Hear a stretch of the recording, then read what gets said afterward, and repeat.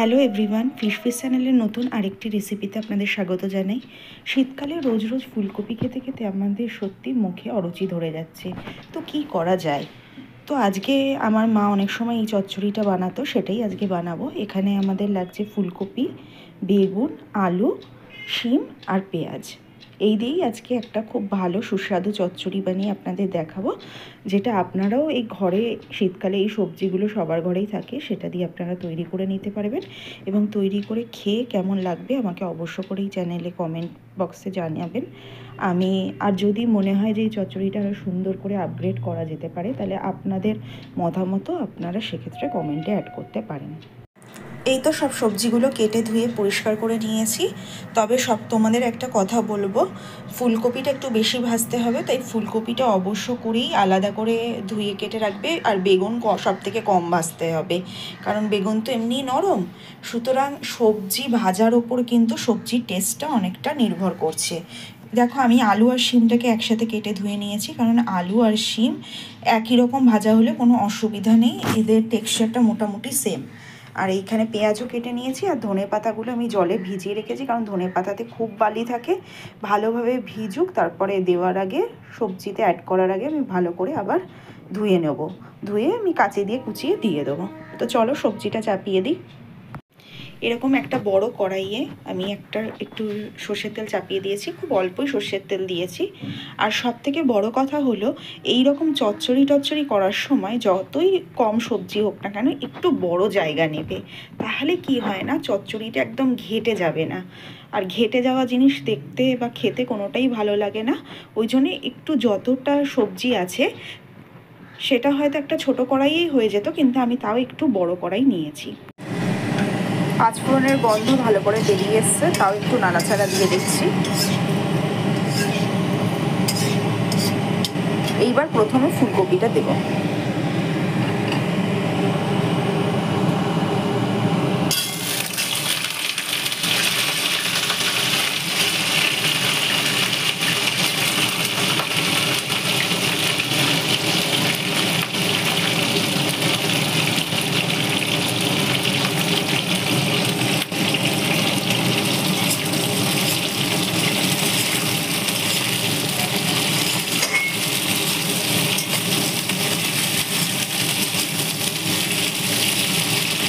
ফুলকপিটা একটু লাল লাল করে ভেজে নিতে হবে।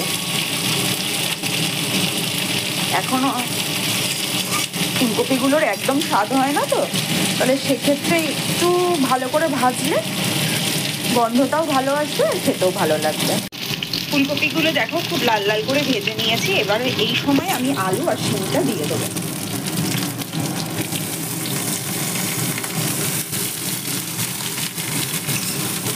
আলু শিম দিয়েও ভালো করে ভেজে নেব।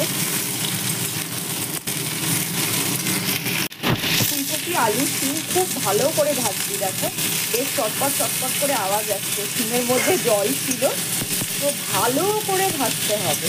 ভালো করে না ভাজলে খেতে ভালো লাগবে না, কারণ সব সবজিগুলোই এখন শীতের পুরনো সবজি, তো মানে শিমও ধরো অনেক দিন ধরে আমরা খাচ্ছি, ফুলকপিও তাই।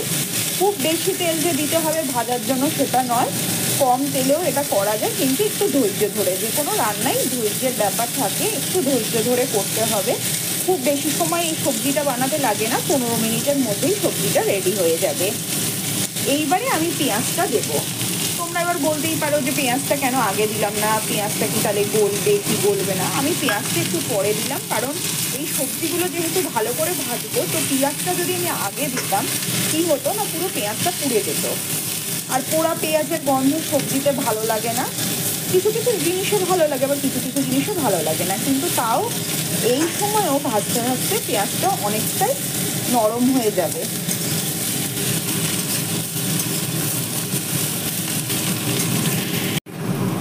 অনেকটাই ভাজা ভাজা হয়েছে অবস্থায় নুন, হলুদ আর চিনি আমি আন্দাজ মতো দিয়ে দিয়েছি। এটা দেখালাম না, কারণ তোমরা সবাই বাড়িতে রান্না করো, তোমরা জানো কী পরিমাণ নুন, হলুদ, চিনি দিতে হয়। সবজি যে পরিমাণ ছিল তা আমি বলে দিচ্ছি। হাফ টিস্পুন হচ্ছে আমি চিনি দিয়েছি, আর হাফ টিস্পুন আমি হচ্ছে হলুদ দিয়েছি, আর 1 টিস্পুন আমি নুন দিয়েছি, বাস আর কিছুই না। এইবারে খুব নাড়াচাড়া দেবো, সুন্দর করে নাড়াচাড়া দিয়ে যখনই নুন চিনি পড়বে তখন সবজি থেকে আস্তে আস্তে নিজের থেকেই ভেতর থেকে জল বেরোতে শুরু করবে।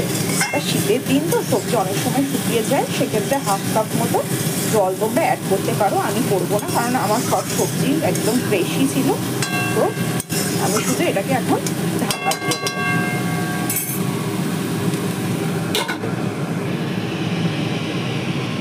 এবার আমি ঢাকাটা খুলে আবার একটু দেখবো। দেখো কি সুন্দর সবজি থেকে জল বেরিয়েছে। এই জলের মধ্যে সেদ্ধ হলে কি হবে না, সবজিটা খেতে অনেক ভালো হবে। এটা একটু শুকিয়ে গেলে ধনেপাতাটা দিয়ে আমি নামিয়ে নেব। আর এটা আমরা আজকে পাতলা মসুর ডাল হয়েছে, সেই মসুর ডাল আর ভাতের সাথে এই চচ্চড়িটা খাবো। আর সাথে আজকে আমাদের আছে মাছের ঝোল। দেখো সবজিগুলো খুব সুন্দরভাবে সেদ্ধও হয়ে গেছে। যেমন আমি একটু দেখিয়ে দিই, ধরো এই আলুটা দেখো কি সুন্দর ভাজা সেদ্ধ মতো হয়ে গেছে, খুব সুন্দর হয়েছে। এইবার এর মধ্যে আমাকে দিতে হবে হচ্ছে ধনেপাতাটা। বেশি নাড়বো না, তাহলে কি হবে ফুলকপিগুলো একদম ভেঙে যাবে, ভেঙে গেলে ফুলকপিগুলো ভালো লাগবে না খেতে। ধনেপাতাটাও কুচিয়ে ভালো করে মিশিয়ে নিয়ে একটা জিনিস তোমাদের দেখাই। দেখো ধনেপাতাটা যেখানে ভিজিয়ে রেখেছিলাম কতটা বালি বেরিয়েছে। সুতরাং সব সময় ধনেপাতা আগে ভালো করে ভিজিয়ে রেখে দেবে একটা বাটির জলে অনেকক্ষণ, তারপর দেওয়ার আগে আবার জলে ধোবে ভালো করে, কলের তলার জলে ভালো করে রানিং ওয়াটারে ধুয়ে নিয়ে তারপরে অ্যাড করবে। এই তো আমার ফুলকপির চচ্চড়ি একদম রেডি হয়ে গেছে, ধুয়ে উঠছে। এবার চলো স্নান করে